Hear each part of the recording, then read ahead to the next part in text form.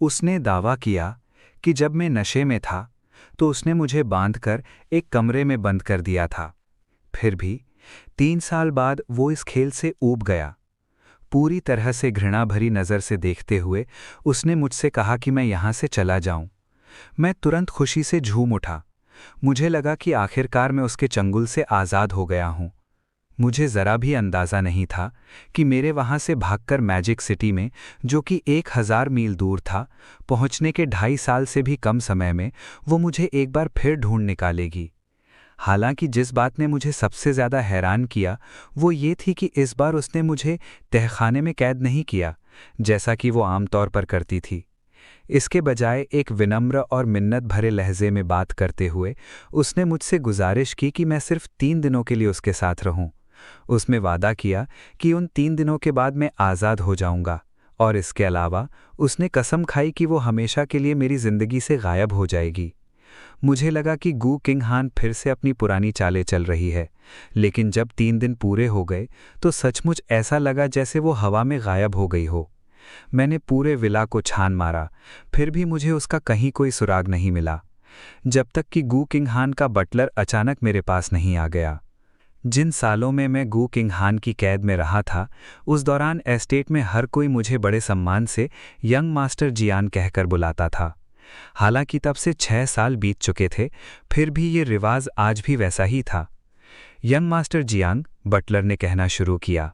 उसके चेहरे पर मिले जुले भाव थे जब उसने मुझे एक डॉक्यूमेंट फोल्डर थमाया।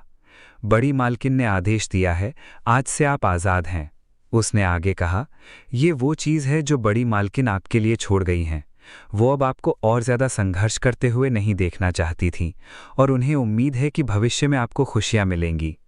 ये संदेश देने के बाद बटलर मुड़ा और चला गया। उसके हाव भाव में उदासी की एक झलक थी। हैरान होकर मैंने डॉक्यूमेंट फोल्डर खोला।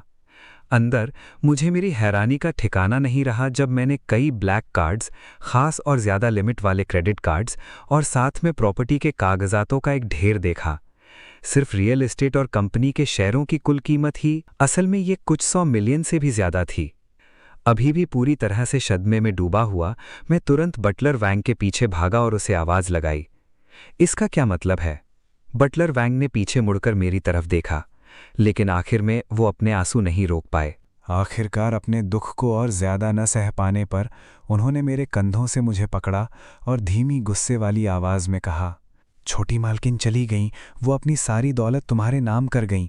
मैं वहाँ हक्का बक्का खड़ा रहा और मुझसे पूछे बिना न रहा गया।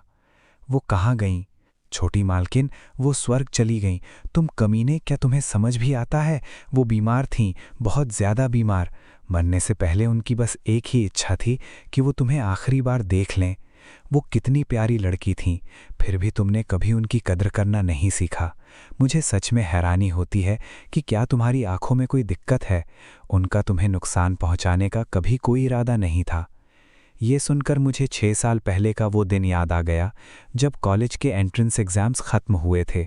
मैं अपनी पार्ट टाइम नौकरी पर जा रहा था, तभी मेरी मुलाकात गू किंग हान से हुई। उसी दिन से मेरे 3 साल लंबे बुरे सपने की शुरुआत हुई। हालांकि गू किंग हान ऊपर से शहर के सबसे अमीर आदमी की बेटी, यानी मैजिक सिटी की सबसे अमीर वारिस लगती थीं, लेकिन असल में वो एक पूरी तरह से शुद्ध साइकोपैथ थीं। अभी अभी ग्रेजुएट हुआ मैं उनके मनोरंजन और खेल कूद के लिए बस एक खिलौना बनकर रह गया था।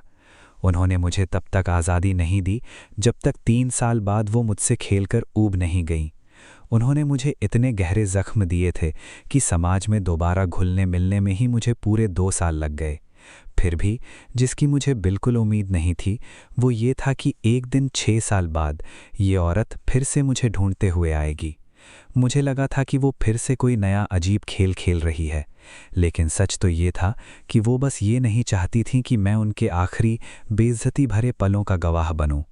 असल में पता चला कि उस दिन उन्होंने मुझे अपने साथ इसलिए नहीं ले जाया था क्योंकि उन्हें अपने ही शरीर से कुछ चेतावनी भरे संकेत मिले थे, आने वाले खतरे के संकेत। नतीजतन उन्होंने बस इतनी ही गुजारिश की कि मैं उनके आखिरी 3 दिनों तक उनके साथ रहूं। उन 3 दिनों के बीत जाने के बाद उन्होंने वादा किया था कि वो खुद ब खुद मेरी ज़िंदगी से चली जाएंगी, और सच में उन्होंने अपना वादा निभाया, क्योंकि गू किंग हान अब इस दुनिया में नहीं रहीं। मैं काफ़ी देर तक एक तरह के सदमे में रहा और फिर आखिरकार मेरी आवाज़ वापस आई। तो फिर उसने अपनी सारी जायदाद मेरे नाम क्यों कर दी? बटलर वैंग, जो लगभग पागल से हो रहे थे, मुझ पर चिल्लाए, तुम्हें अब भी समझ क्यों नहीं आता? क्योंकि तुम ही वो इंसान थे जिसकी उसे इस दुनिया में सबसे ज़्यादा परवाह थी, वो जिसके बारे में वो सबसे ज़्यादा फिक्र करती थी। ये सुनकर मुझे बस एक अजीब सी विडंबना महसूस हुई। अगर उसे सच में मेरी परवाह होती तो वो मेरी आज़ादी पर पाबंदी क्यों लगाती और लगातार मेरी गरिमा को क्यों कुचलती? गू किंगहान मर चुकी थी। अब आधी रात को मैं अचानक से नींद से नहीं जागूंगा। मैं आखिरकार पूरी तरह से और हमेशा के लिए उस पागल औरत से आज़ाद हो गया था। फिर भी मुझे हैरानी हुई कि जिस खुशी की उम्मीद मैंने इस पल अपने दिल में की थी, वो कहीं भी नहीं थी। ठीक अगले ही पल बटलर वैंग ने अचानक मेरे हाथ पकड़ लिए और लगभग मिन्नत भरे लहजे में मुझसे गुजारिश की, अगर कोई अगला जन्म होता है तो प्लीज़ क्या तुम यंग मिस को एक मौका नहीं दोगे? मैंने बटलर वैंग की ओर खाली नज़रों से देखा, जो आमतौर पर इतने सौम्य और सभ्य होते थे, लेकिन अब पूरी तरह से टूट जाने की कगार पर थे। और जैसे किसी अजीब जादू के असर में आकर मैंने लगभग अनजाने में ही सिर हिला दिया। अगला जन्म? अगर सच में अगला जन्म जैसी कोई चीज़ होती तो शायद मैं गू किंगहान को एक मौका देने की कोशिश करता और ऐसा करके खुद को भी एक मौका देता।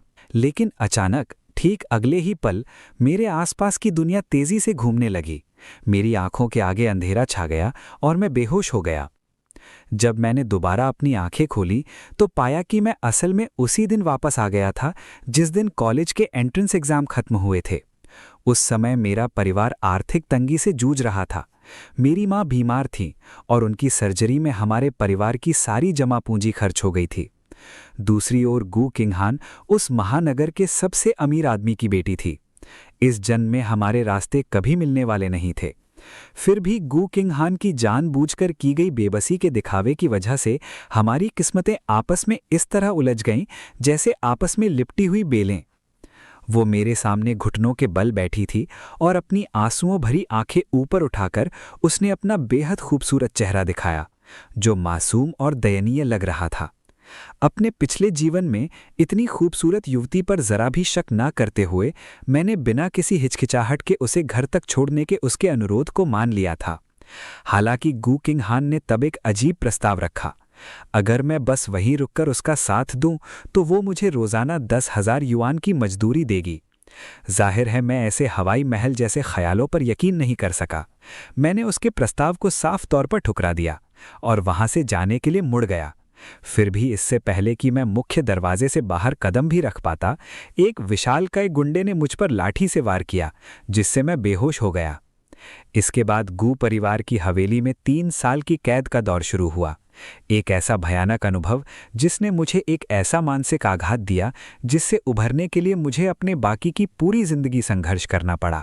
अब मैं एक बार फिर अपने पिछले जीवन वाली उसी मुश्किल का सामना कर रहा था और मेरे सामने घुटनों के बल बैठी उस आकृति को नीचे देख रहा था। गू किंगहान को जमीन पर बैठे पूरी तरह से दयनीय हालत में देखकर मेरी पहली इच्छा हुई कि मैं मुड़ूं और वहां से चला जाऊं।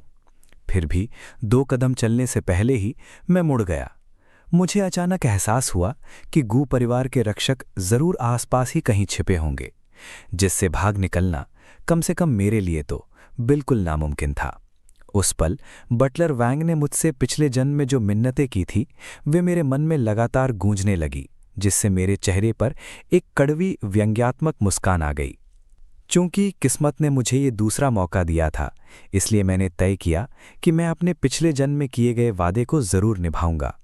उस औरत के सामने खड़े होकर जिसने मेरे पिछले पूरे जीवन की दिशा तय की थी, मैंने ठीक वैसे ही जैसे पहले किया था उसकी मदद के लिए अपना हाथ बढ़ाया।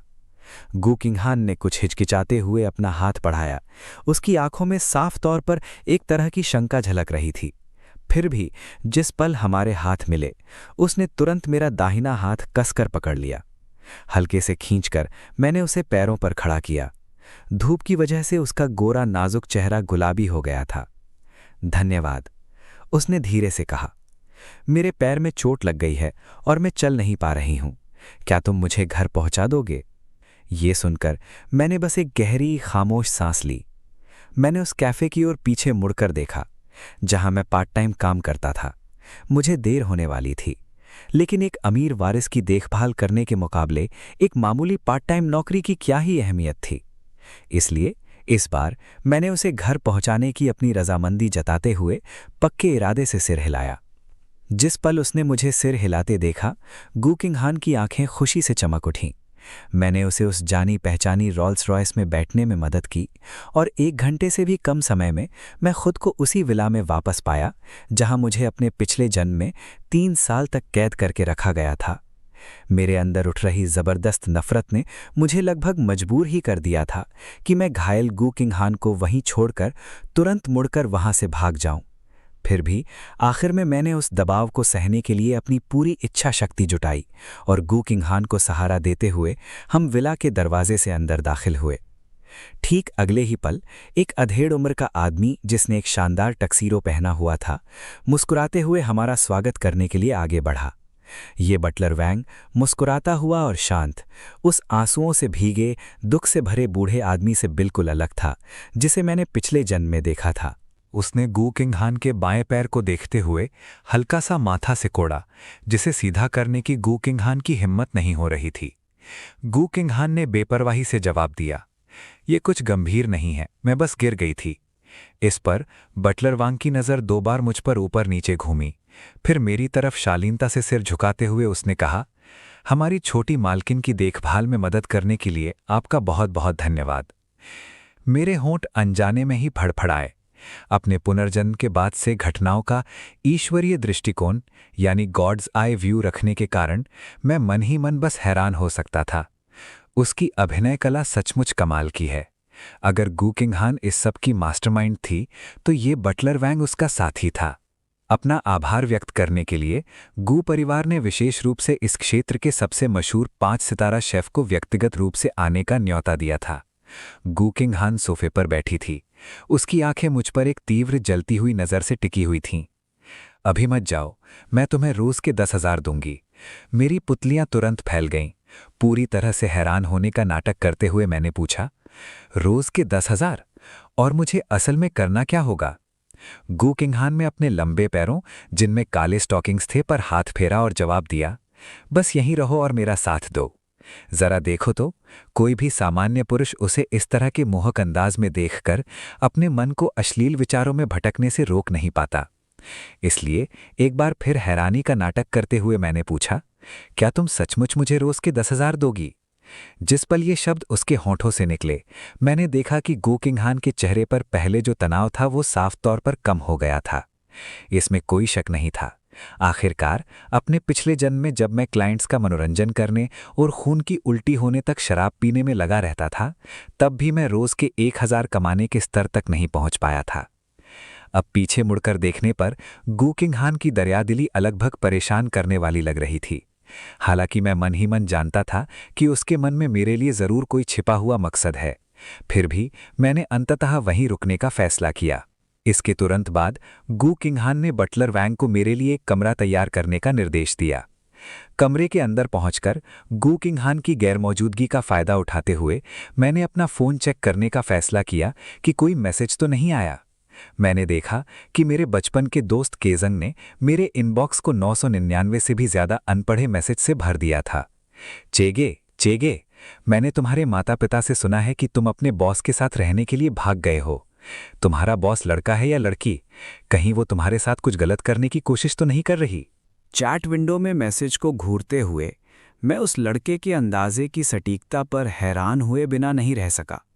फिर भी पुनर्जन्म के बाद अपने अच्छे भाई को फिर से देख पाना सचमुच खुशी की बात थी। जिस पल मैंने उसके मैसेज का जवाब देना खत्म किया, मैंने ऊपर देखा तो पाया कि गू किंगहान दरवाजे पर खड़ी थी, जो मुझसे ज़्यादा दूर नहीं थी और सीधे मेरी तरफ ही घूर रही थी। उसके सिर से पांव तक एक अलग, दूर दूर रहने वाला और ठंडा सा अंदाज झलक रहा था। एक ऐसी बेरुखी जो उसकी उम्र के हिसाब से उम्मीद की जाने वाली बचकानी मासूमियत को कुछ हद तक कम कर देती थी। मुझे अपनी तरफ देखते हुए पाकर वो आराम से दरवाजे के चौखट से टिक गई और बोली, तुम अभी किससे चैट कर रहे थे? तुम काफी खुश लग रहे थे। ये सुनकर मेरा दिल तुरंत जोर से धड़कने लगा। गू किंग हान का मुझ पर बहुत ज्यादा अधिकार भाव था। वो ना केवल मेरे शरीर को कैद करना चाहती थी, बल्कि मेरे दिल पर भी कब्जा करना चाहती थी। जिस पल भी मैं उसके नियंत्रण से भागने का जरा सा भी इरादा जाहिर करता, वो तुरंत मेरे गले के चारों ओर अदृश्य जंजीरों को कस देती, जिससे मेरा दम घुटने लगता।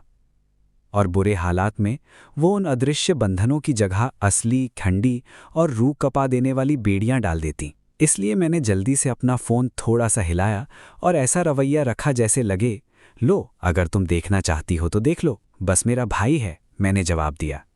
ये सुनकर गू किंग हान के चेहरे के हाव भाव थोड़े नरम पड़ गए। वो आगे बढ़ीं और अचानक से पूछ बैठीं, जियांग चे, क्या तुम्हारी यौन अभिरुचि सामान्य है? मैं पल भर के लिए अवाक रह गया। बेशक ये सामान्य है, गू किंग हान संतोष के साथ मुस्कुराई। तो फिर मैं निश्चिंत हो सकती हूं। वैसे जियांग चे, क्या तुम्हारा कोई बेड बडी है? जैसे ही ये शब्द उसके होठों से निकले, गू किंग हान के चेहरे पर साफ तौर पर कुछ तनाव झलकने लगा। सच कहूं तो मुझे सच में समझ नहीं आ रहा था कि मुझ में ऐसी कौन सी बात थी जिसने गू किंग हान का ध्यान अपनी ओर खींच लिया था। आखिर गू परिवार की सबसे बड़ी बेटी होने के नाते, जिसे एक शानदार कदकाठी और खूबसूरत चेहरा दोनों मिले थे, वो आखिर मुझ पर ही इतनी ज्यादा फिदा क्यों थी? पहली नज़र में प्यार होना तो मुमकिन नहीं लग रहा था। शायद गू किंग हान और मैं पहले कभी मिले हों। फिर भी मुझे याद नहीं आ रहा था कि मैं गू परिवार की इस वारिसा से पहले कभी मिली हूं। और यकीनन उसके जैसी खूबसूरत लड़की को एक बार देख लेने के बाद कोई कभी भूल नहीं सकता। थोड़ी देर बाद गू किंग हान लिविंग रूम से एक कॉन्ट्रैक्ट लेकर वापस आईं। पहली शर्त में ये लिखा था कि पार्टी ए की मर्जी के बिना पार्टी बी को गू परिवार के दरवाजे के बाहर कदम रखने की मनाही होगी। दूसरी शर्त में कहा गया था कि पार्टी बी को पार्टी ए के अलावा किसी भी दूसरी लड़की के साथ कोई भी रोमांटिक रिश्ता बनाने की इजाज़त नहीं होगी। इसे कहते हैं अपनी आज़ादी पूरी तरह से गंवा देना। फिर भी ये देखते हुए कि वो मुझे हर दिन 10,000 हैप्पी बीन्स दे रही थी, मैं इस अपमान को आसानी से बर्दाश्त कर सकता था। मेरी पिछली ज़िंदगी के अनुभवों ने मुझे एक बात सिखाई थी कि गू किंग हान जैसी औरत से निपटते समय आपको बिल्कुल भी अकड़ दिखाने की कोशिश नहीं करनी चाहिए। बटलर वैंग ने एक बार मुझसे कहा था कि जब कोई अच्छी चीज़ मेरे सामने आती है तो मैं उसे पहचान नहीं पाता। अब जब मैं इस पर ध्यान से सोचता हूं तो मुझे एहसास होता है कि वो बिल्कुल सही थे। गू किंग हान के पास पैसा है, बहुत सारा पैसा, और उसके साथ साथ उतना ही रसूख भी। अगर मैं बस अपनी चालें सही ढंग से चलता तो मैं कुछ ही मिनटों में सफलता के शिखर पर पहुंच सकता था। गू किंग हान ने खुद ही वो कॉन्ट्रैक्ट तैयार किया था और उसमें छिपी पैंच पहली नज़र में ही साफ दिख रही थी। समझौते में शुरू होने की तारीख तो लिखी थी, लेकिन ख़त्म होने की कोई तारीख नहीं थी। दूसरे शब्दों में, जब तक वो मुझे जाने देने से मना करती रहती, तब तक मैं हमेशा के लिए उसके साथ रहने को मजबूर रहता। फिर भी बिना किसी हिचकिचाहट के मैंने उस दस्तावेज़ पर अपना नाम साइन कर दिया। गू किंग हान ने मेज़ से वो कॉन्ट्रैक्ट उठाया और उसे बड़े ही प्यार से अपने सीने से लगा लिया, जैसे उसे अभी अभी कोई अनमोल खजाना मिल गया हो। उस रात देर से हम दोनों डाइनिंग टेबल के आमने सामने बैठे थे।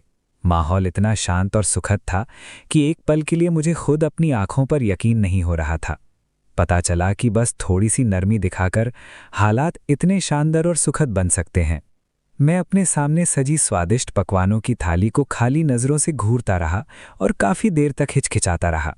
हालांकि इस खाने को बर्बाद करने से मेरा एक भी पैसा खर्च नहीं होता, लेकिन बचपन से मिली मेरी परवरिश ने मेरे मन में ये गहरी आस्था बिठा दी थी कि खाने का हर दाना कड़ी मेहनत का फल होता है। इसलिए मैं खाने को बर्बाद होते हुए बिल्कुल भी नहीं देख सकता था। जब गू किंग हान ने मेरे चेहरे के हाव भाव देखे और ये भांप लिया कि मैं कुछ कहना चाहता हूँ, तब जाकर मैं आखिरकार बोला, हालांकि थोड़ी हिचकिचाहट के साथ, कि आपने इतना सारा खाना बनाया है, हम दोनों मिलकर इसे ख़त्म नहीं कर पाएंगे। शायद अगली बार हमें थोड़ा कम खाना बनाना चाहिए। ये सुनकर गू किंग हान खुशी खुशी मान गईं। उसे ख़ास तौर पर मेरे द्वारा इस्तेमाल किया गया शब्द अगली बार बहुत पसंद आया। खाने के बाद गू किंग हान लगभग उछलते कूदते हुए किचन तक गईं ताकि वो खुद जाकर मेरे लिए एक गिलास ठंडा और ताजगी भरा नींबू पानी ला सकें। उसका भरोसा जीतने के लिए आज्ञाकारी और विनम्र बने रहने की अपनी रणनीति पर कायम रहते हुए मैंने बिना कोई दूसरा विचार किए वो पूरा गिलास एक ही सांस में पी लिया। आमतौर पर खाना खाने के कुछ ही घंटों के अंदर गू किंग हान हमेशा बेडरूम में अकेले ही काम करती थी। इन घंटों के दौरान मेरा एकमात्र फर्ज था आज्ञाकारी बनकर कमरे में ही रहना। मुझे कुछ भी करने की जरूरत नहीं थी, बस उसका साथ देना था। ये सुनने में आसान काम लग सकता है, लेकिन असल में फोन इस्तेमाल करने की मनाही और बिना हिले डुले एक ही जगह बैठे रहने की मजबूरी एक बेहद तकलीफदेह इम्तिहान था। भले ही उस पल मेरे सामने बैठी इंसान एक ऐसी जवान औरत थी जिसकी खूबसूरती सांसें रोक देने वाली और अमानवीय थी, पर कौन गारंटी दे सकता था कि अगली बार जब वो नज़र ऊपर उठाएगी तो कुछ सचमुच डरावना नहीं कह देगी। गू किंग हान का मेरा डर मेरे बचपन की हॉरर फिल्मों के डर से भी कहीं ज़्यादा बढ़ गया था। आखिरकार फिल्मों के भूत और राक्षस चाहे कितने भी खूंखार क्यों ना हो, महज काल्पनिक किरदार होते हैं, जबकि गू किंग हान तो हाड़ मांस की बनी एक असली यान्डेरे साइकोपैथ थी जो ठीक मेरे बगल में मौजूद थी। शायद इसकी वजह ये थी कि गू किंग हान के बदलते मिजाज को समझने की कोशिश में पूरे दिन मेरे दिमाग पर काफ़ी जोर पड़ा था, इसलिए नहाते हुए बीच में ही मुझे अपनी पलकें काफ़ी भारी लगने लगीं। इस डर से कि कहीं मैं बाथरूम में ही बेहोश ना हो जाऊं, मैंने बस जल्दी से पजामा पहना, नरम बिस्तर पर लगभग कूदते हुए गिरा और गहरी भारी नींद में डूब गया। अपने सपनों में मुझे याद आया कि कैसे उस दिन पहले ही मेरे सबसे अच्छे दोस्त ने मुझे चेतावनी दी थी कि अजनबियों द्वारा दिए गए पेय पदार्थ कभी नहीं पीने चाहिए। एक ऐसी चेतावनी, अफसोस, जिसे मैंने पूरी तरह से नज़रअंदाज कर दिया था। अजीब बात यह थी कि मेरे सोने के 5 मिनट से भी कम समय बाद बेडरूम का दरवाज़ा चुपके से खुला। गू किंग हान दबे पांव चुपके से कमरे में आई, फिर थोड़ा झुककर मेरे कान में धीरे से फुसफुसाई, जियांग चे, क्या तुम सो रहे हो? जब काफी देर तक मेरी तरफ से जवाब नहीं आया तो गू किंग हान खुद को और नहीं रोक पाईं। वो बिस्तर के किनारे बैठ गईं, कंबल खींचा और धीरे से उसे मेरे ऊपर ओढ़ा दिया। ये अच्छी बात है कि तुम आज इतने आज्ञाकारी रहे। अगर तुमने मुझे मना करने की हिम्मत की होती तो मेरे पास तुम्हें जंजीरों में जकड़ने के अलावा कोई चारा नहीं बचता। उसी समय उसने अपनी नजरें नीचे कीं और मेरे सोते हुए चेहरे को घूरने लगीं। ऐसा लग रहा था मानो वो कोई बेहतरीन कलाकृति देख रही हों, एक ऐसा मनमोहक नज़ारा जिससे वो अपनी नज़रें हटा ही नहीं पा रही थीं। कुछ ही पलों बाद उसने चुपके से अपने गोरे पतले हाथों को आगे बढ़ाया और धीरे से मेरे जबड़े की रेखा पर हाथ फेरा। उसने धीरे से खुद से कहा, तुम सोते समय जरा भी आवाज़ नहीं करते, लेकिन तुम सच में एक अच्छे लड़के जैसे दिखते हो। मेरा इंतज़ार करना, मैं अभी वापस आती हूँ तुम्हारा साथ देने के लिए। 1 घंटे बाद वह पजामा पहने हुए मेरे कमरे में वापस आई। उसके गालों पर हल्की सी लाली छाई हुई थी। उसके लंबे बाल ढीले ढाले उसके कंधों पर गिरे हुए थे और उसके कार्टून पैटर्न वाले नाइट गाउन के किनारे से उसकी गोरी पतली पिंडली दिखाई दे रही थी। शैम्पू की महक लिए हुए गू किंग हान हाथ में एक कंबल थामे हुए धीरे से मेरे बिस्तर पर चढ़ गई। वह थोड़ा सा घूमी और मेरे बगल में लेट गई। उसका रेशमी पजामा उसके शरीर से कसकर चिपका हुआ था, जिससे उसकी कमर के खूबसूरत और सुडौल उभार और भी ज़्यादा निखर कर सामने आ रहे थे। शायद एयर कंडीशनिंग बहुत कम तापमान पर सेट थी, क्योंकि वह खुद को कंबल के एक कोने से ढकने से खुद को रोक नहीं पाई।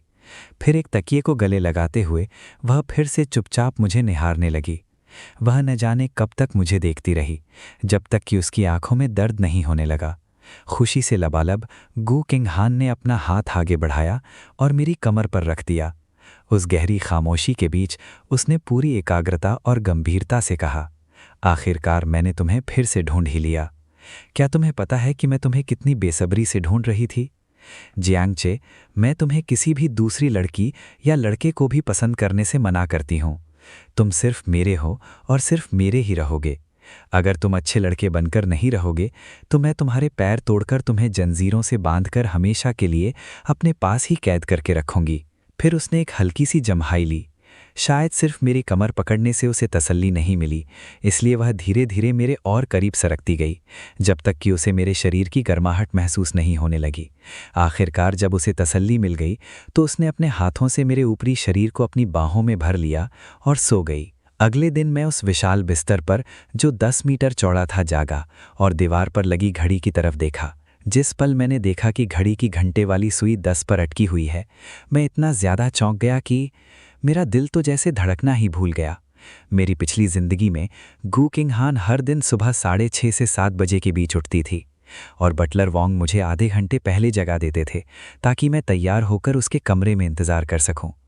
गू किंग हान ने मुझ पर कई ऐसे नियम थोप दिए थे जो पूरी तरह से बेतुके थे, ऐसे नियम जिनसे मुझे अजीब सी घुटन महसूस होती थी।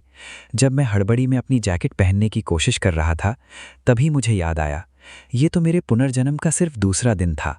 मेरे नए आज्ञाकारी रवैये की वजह से हमारे बीच का तनाव काफ़ी कम हो गया था। फिर भी ठीक अगले ही पल बटलर वोंग ने दरवाजे पर दस्तक दी और अंदर आ गए। सुप्रभात यंग मास्टर जियांग। मुझे नमस्कार कर रही उस सौम्य दयालु शख्सियत को देखते हुए मैंने शांति से जवाब दिया, सुप्रभात बटलर वांग। मुझे हैरानी हुई, इससे पहले कि मेरे मुंह से शब्द पूरी तरह निकले भी नहीं थे, उन्होंने अचानक मुझ पर एक ठंडी, तीखी नज़र डाली।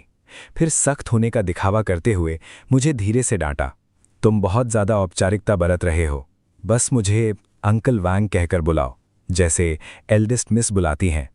हालांकि मुझे लगा कि उन्हें अंकल वांग कहकर बुलाना थोड़ा ज़्यादा ही अपनापन दिखाना होगा, लेकिन मैंने मना करने की हिम्मत नहीं की, क्योंकि जब बात बटलर वांग और गू किंग हान की आती थी तो उनके बीच का रिश्ता मालिक और नौकर जैसा कम और कुछ और ही ज़्यादा था।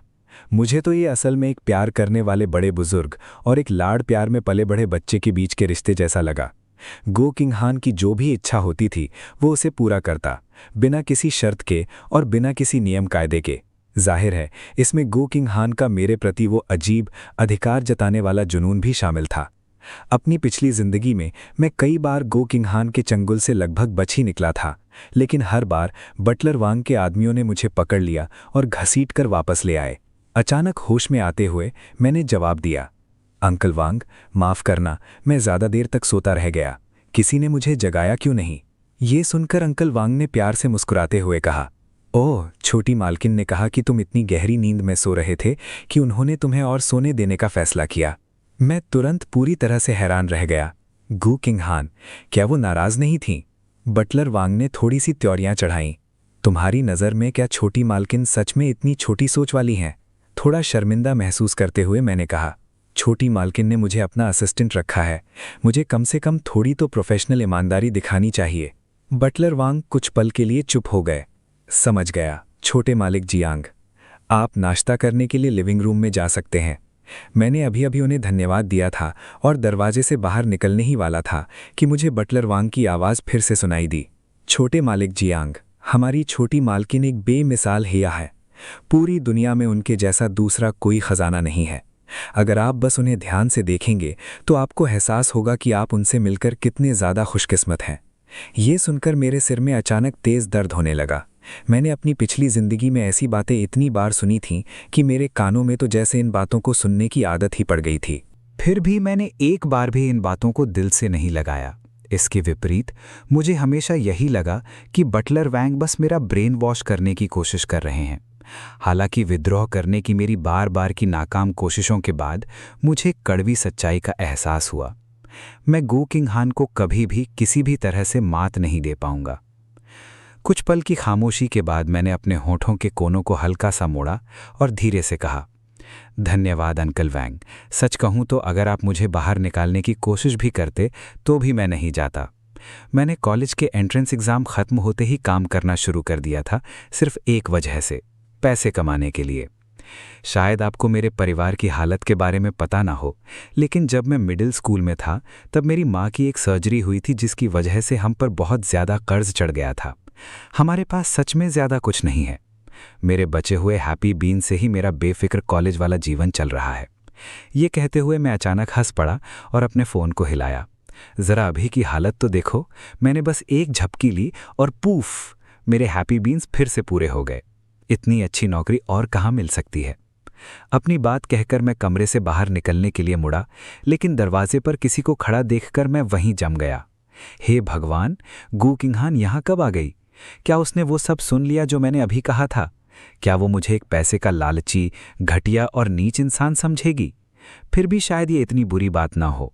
जब तक गूकिंग हान को ये एहसास हो जाता है कि मैं भी किसी आम इंसान जैसा ही हूँ, और जब उसका ये नयापन खत्म हो जाएगा तो मैं फिर से आज़ाद हो जाऊंगा। मुझे हैरानी हुई कि गूकिंग हान ने बस एक सपाट, एक जैसी आवाज़ में मुझे छेड़ा। मुझे लगा था कि तुम एक पवित्र साधु संतों जैसी सोच वाले इंसान हो, कोई ऐसा जो पैसे जैसी घटिया चीज़ों से नफरत करता हो। फिर गहरी सांस लेते हुए उसने सीधे मेरी आंखों में देखा और गंभीरता से कहा, मैं तुम्हें 10 अरब दूंगी, मैं तुम्हें खरीद लूंगी, तुम्हारी पूरी जिंदगी, यहीं और अभी। ये सुनकर मेरा दिमाग वहीं चकरा गया। ये औरत कभी भी नियमों के हिसाब से क्यों नहीं चलती? ये देखकर कि मैं चुप रहा और कोई जवाब नहीं दिया, गूकिंग हान के चेहरे पर उदासी छा गई। तो क्या तुम तैयार नहीं हो? अपनी जान बचाने की एक जबरदस्त इच्छा ने तुरंत मेरे अंदर बची खुची सारी इज्जत को कुचल दिया। नहीं नहीं, ऐसी बात नहीं है। मैं तो बस ये सोच रहा था, क्या सच में मेरी एक जिंदगी 10 अरब के लायक है? ये सुनकर गूकिंग हान के होठों के कोनों पर एक शरारती मुस्कान तैर आई। इसका हल तो बहुत आसान है, क्यों ना तुम अपनी अगली जिंदगी और उसके बाद वाली भी मुझे ही सौंप दो। मैं पूरी तरह से हक्का बक्का रह गया। भला किसने सोचा होगा कि बात यहां तक पहुंच जाएगी? और इससे भी ज्यादा डरावनी बात यह थी कि गूकिंग हान वो कभी भी टालमटोल नहीं करती था। ठीक उसी पल उसने अपना फोन निकाला और मुझे 10 अरब रुपए ट्रांसफर करने के लिए तैयार हो गई। ये सुनकर मेरा दिल जोरों से धड़कने लगा, मानो गले से बाहर ही आ जाएगा। नहीं नहीं, ऐसा मत करो। अगर गूकिंग हान सचमुच 10 अरब रुपए जीत जाता तो क्या मैं अपनी बाकी की पूरी जिंदगी के लिए उसका खिलौना बनकर नहीं रह जाता? ये सारा नज़ारा देखते हुए बटलर वोंग, जो पूरे शहर का कामकाज संभालते थे, राहत की सांस लिए बिना न रह सके। उन्हें पता था कि उन्होंने स्थिति को समझने में कोई गलती नहीं की थी। हालांकि ये नौजवान बाकी सबसे काफी अलग दिखाई देता था, लेकिन ये सब महज एक दिखावा था। फिर भी कोई ऐसा इंसान जिसके बारे में यंग मिस इतना ज्यादा सोचती हो, ये लड़का साफ तौर पर कोई ऐसा साधारण इंसान नहीं था जो बस भीड़ के साथ बहता चला जाए। इससे पहले कि मैं ये समझ पाता कि बटलर वोंग के लगातार सिर हिलाने का क्या मतलब था, मैंने गूकिंग हान को एक बेपरवाह और उदासीन लहजे में बोलते हुए सुना, जियांगचे, असल में तुम यहां रुकना नहीं चाहते, है ना? मैं वहीं का वहीं जड़वत खड़ा रह गया। धीरे धीरे मेरे सिर के ऊपर हवा में खून जैसे लाल अक्षरों की एक पंक्ति तैरती हुई गुजरी। सारी कोशिशें बेकार। माहौल अचानक से बेहद अजीब और रहस्यमयी हो गया। फिर भी हिम्मत न हारते हुए मैं बिना किसी हिचकिचाहट के कहा, मिस गू, मुझे लगता है कि आपको कोई गलतफहमी हो रही है। अचानक ही गूकिंग हान ने मुझे बीच में ही टोक दिया और उसके चेहरे के हाव भाव और भी ज्यादा ठंडे और सख्त हो गए। जियांगचे, तुमने अभी मुझे किस नाम से पुकारा? मिस गू, मेरे पूरे शरीर पर ठंडे पसीने की बूंदें उभर आईं। तो फिर क्या मैं तुम्हें हान हान कहकर बुला सकता हूं? ये सुनकर गूकिंग हान पल भर के लिए हैरान रह गई। हान हान, आज तक किसी ने भी मुझे इस नाम से नहीं पुकारा। ये सुनने में काफी नया और अनोखा लग रहा है। ये देखकर कि वो अभी भी हिचकिचा रही थी, मैंने अपना सिर खुजलाया और कुछ शर्मिंदा होते हुए कहा, अगर तुम नहीं चाहती तो मैं कुछ और सोच सकता हूं। नहीं नहीं नहीं, ऐसा मत करो, मैं तैयार हूं। आज से सिर्फ तुम्हें ही मुझे हान हान कहने की इजाजत है। गूकिंग हान की आंखों में एक ऐसी खुशी झलक रही थी जैसी मैंने पहले कभी नहीं देखी थी। फिर उसकी आंखें हंसते हुए चांद की तरह हो गईं और उसके चेहरे पर एक उत्सुक उम्मीद का भाव था। उसने मुझसे कहा, जियांगचे, इसे फिर से कहो। ये सोचकर कि रोज के 10,000 रुपये छोड़ना बेवकूफ़ी होगी, मैंने हिचकिचाते हुए एक बार फिर अपना मुंह खोला। हान हान, हान हान। जब मैंने कुछ बार लगातार ये नाम पुकारा तो गूकिंग हान ने अपने होंठ सिकोड़े और मुस्कुराई। ये सच में बहुत अच्छा लगा। मुझे इस तरह बुलाया जाना बहुत पसंद आया। जब वो बहुत खुश थी, उसी पल का फायदा उठाते हुए मैंने जल्दी से समझाया, हाँ, मेरा असल में अभी कोई और मतलब नहीं था। बस बात यह है कि रोज के 10,000 रुपये मिलने पर मुझे लगा कि मैं इसे लेने के लायक नहीं हूं। इससे पहले कि मैं अपनी बात पूरी कर पाता, गूकिंग हान ने मुझे फिर से बीच में ही रोक दिया। तुम बहुत ज्यादा सोच रहे हो। तुम जब चाहो मेरा फायदा उठा सकते हो। असल में अगर तुम मेरा फायदा नहीं उठाओगे तो मैं तुमसे ऐसा करने की भीख मांगूंगी। गूकिंग हान के लिए 10 अरब खर्च करके मेरी पूरी जिंदगी, ये वाली और अगली वाली भी, खरीदना असल में उसका मेरा फायदा उठाना था। फिर भी उसे ऐसा कहते सुनकर मुझे ये एहसास अपने मन से निकाल नहीं पा रहा था कि कुछ तो गड़बड़ है। खुद को रोक ना पाने के कारण मैंने अचानक पूछ ही लिया, क्या हम पहले कहीं मिले थे? आखिरकार मैंने गूकिंग हान से कभी औपचारिक रूप से अपना परिचय नहीं दिया था, फिर भी वो मेरा नाम बिल्कुल सही सही ले पा रही थी, और फिर भी किसी वजह से मुझे उसके बारे में जरा सी भी याद नहीं थी। मेरे सवाल पर गू किंग हान ने अपने चेहरे पर एक ऐसा भाव लाया जो ना तो पूरी तरह से मुस्कान था और ना ही पूरी तरह व्यंग, और उसने जवाब दिया, हाँ, हम जरूर मिले हैं। कब, कहाँ? मैंने पूछा। मेरी जिज्ञासा जाग उठी थी। गू किंग हान हल्के से मुस्कुराई। वो मुस्कुराई उसके चेहरे पर बेपरवाही का हल्का सा भाव था। कल देर रात मैंने तुम्हें अपने सपनों में देखी थी। ऐसा लगा कि उसका मुझे कुछ भी बताने का कोई इरादा नहीं था, इसलिए मैंने इस बात पर जोर न देने का फैसला किया। रात के खाने के बाद मैं सोफे से टिककर बैठ गया, थोड़ी हिचकिचाहट महसूस करते हुए। हालांकि मुझे पता था कि इस समय मुझे अपनी किस्मत नहीं आजमानी चाहिए, फिर भी मुझे घर की बहुत याद आ रही थी। इसलिए घबराहट से कांपते हुए मैं गू किंग हान के पास गया और उससे कहा कि मुझे घर जाकर कुछ चीज़ें लानी हैं, और वादा किया कि मैं ज़रूर वापस आऊँगा। मुझे हैरानी हुई कि गू किंग हान ने बस हल्की सी मुस्कान दी और तुरंत मान गई। उसने मेरे पीछे कोई अंगरक्षक भी नहीं लगाया, उसने बस मुझे जाने दिया। मुझे जाने देने की ये इच्छा कुछ हद तक मेरे पुनर्जन्म के बाद से मेरे अपने व्यवहार का ही नतीजा थी। मैं गू किंग हान के प्रति पूरी तरह से आज्ञाकारी हो गया था। मेरे रवैये में 180 डिग्री का पूरा बदलाव आ गया था, और इस बड़े बदलाव के कारणों का पता लगाना मुश्किल नहीं था। 5 मिनट बाद अपने स्टडी रूम में गो किंग हान जमीन से छत तक बनी खिड़कियों से बाहर देख रही थी और मुझे विला से बाहर जाते हुए देख रही थी। उसके चेहरे के भाव और भी गंभीर होते गए, जैसे कि वो किसी भी पल बेहोश होने वाली हो। उसके बगल में बटलर वांग गहरी चिंता के साथ देख रहा था। मिस, उसने कहा, अगर आप नहीं चाहती कि वो जाए तो मैं तुरंत किसी को भेजकर उसे वापस बुला सकता हूं। हालांकि गू किंग हान ने बस चुपचाप अपना सर हिलाया और अपनी नज़र वापस खिड़की की ओर घुमा ली। अगर मैंने ऐसा किया, वो धीरे से बोली, तो वो यकीनन मुझसे नफरत करने लगेगा। इतने लंबे समय बाद मैं आखिरकार उसे फिर से ढूंढ पाई हूं। मुझे सच में बहुत डर लग रहा है कि कहीं वो फिर से गायब ना हो जाए। आधे घंटे बाद मैं आखिरकार अपने पुराने पारिवारिक घर लौट आया, जिसकी मुझे बहुत याद आ रही थी। सब कुछ पहले जैसा ही जाना पहचाना था। मेरे पिछले जीवन में ठीक मेरे 26वें जन्मदिन के दिन एक अचानक दुखद कार दुर्घटना में मेरे पिता की जान चली गई थी, और वो हमेशा के लिए इस दुनिया से चले गए थे। जब बच्चे अपने माता पिता की सेवा करना चाहते हैं, तब तक माता पिता इस दुनिया में नहीं रहते। जो दर्दनाक यादें मैं अपने साथ लिए घूमता था, वे जीवन भर का पछतावा बन गया। अपने परिवार के साथ थोड़ी देर मिलने के बाद और मेरे दिल में भारी हिचकिचाहट के बावजूद मैंने अपना सामान समेटा और विला लौटने की तैयारी की। सोचने पर मुझे एहसास हुआ कि गू किंग हान के काम कितने भी अजीब क्यों न रहे हों, उनका असली मकसद हमेशा एक ही था, मेरा दिल जीतना। आखिर मैं तो बस एक मामूली सा साधारण इंसान था। इतने बड़े और प्रतिष्ठित परिवार की किसी लड़की का मुझ पर ध्यान देना अपने आप में ही एक सम्मान की बात थी। हालांकि जैसे ही मैं नीचे वाली मंजिल पर पहुंचा, और इससे पहले कि मैं कार में कदम भी रख पाता, अचानक मैंने पीछे से किसी को मेरा नाम पुकारते हुए सुना। पीछे मुड़कर देखा तो एक लंबे बालों वाली लड़की, जिसने सफेद रंग की ड्रेस पहनी हुई थी, मेरी तरफ देखकर प्यार से मुस्कुरा रही थी। सच में तुम ही हो जियांगचे? मुझे लगा कि मेरी आंखों को धोखा हो रहा है। उसका नाम बाई निनंग बिंग था। वो हाई स्कूल में मेरी क्लासमेट थी, एक ऐसी होनहार लड़की जिसे पाने के लिए न जाने कितने लोग होड़ लगाते थे। मुझे ये मानना पड़ेगा कि अपने पिछले जन्म में मैं भी बाकी सभी लड़कों की तरह बाई निनंग बिंग के प्यार में पूरी तरह से पागल था।